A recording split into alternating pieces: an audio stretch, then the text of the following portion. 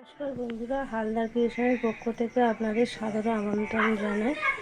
আমি আজকে একটা রেসিপি করছি। এই যে এখানে দেখছি আলু কেটে রেখেছি সরু সরু করে, নুন মাখানো আছে, এখানে পেঁয়াজ আর কাঁচা লঙ্কা কুচি আছে, এখানে আছে পেঁপে আর বিট সরু সরু করে কেটে লবণ মাখিয়ে রেখেছি।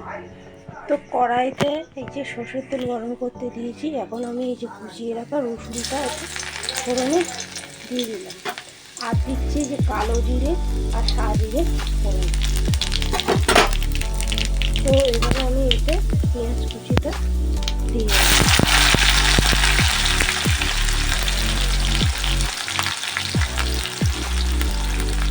তার মধ্যে আমি এখন দিয়ে দিলাম আলু।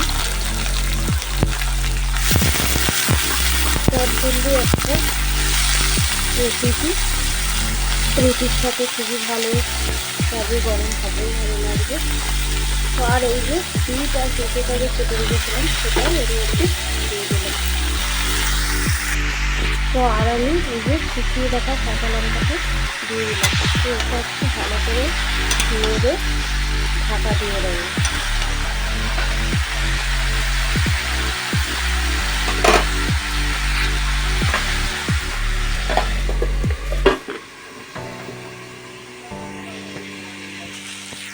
এই যে এর মধ্যে আমি এখন একটু হলুদ গুঁড়ো দিয়ে দিলাম। তো বিটটার জন্য দেখুন একটা সুন্দর রং লাগবে। এই হলুদটা দিয়ে একটু নিয়ে ভাজা ভাজা করবো। এই যে দেখুন ভাজাটা আমার রেডি হয়ে গেছে।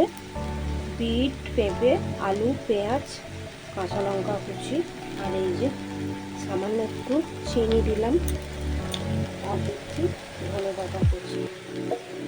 তো আমি এটা এখন নেড়ে নিয়ে নামিয়ে নেব। তো এই যে আমার রেডি হয়ে গেছে বিট, আলু, পেঁপে, ধনেপাতা কুচি, পেঁয়াজ কুচি, লঙ্কা কুচি দিয়ে রসুন ফোড়ন দিয়ে ভাজা বিট, পেঁপে, আলুর ভাজা বা ভাজি বলতে পারেন, রুটির সাথে খুব ভালো লাগবে। তো রেসিপিটি যদি ভালো লেগে থাকে লাইক, কমেন্ট, শেয়ার করবেন এবং আমার চ্যানেলটিকে সাবস্ক্রাইব করে রাখবেন, ফলো করবেন। দেখা হচ্ছে পরের ভিডিওতে।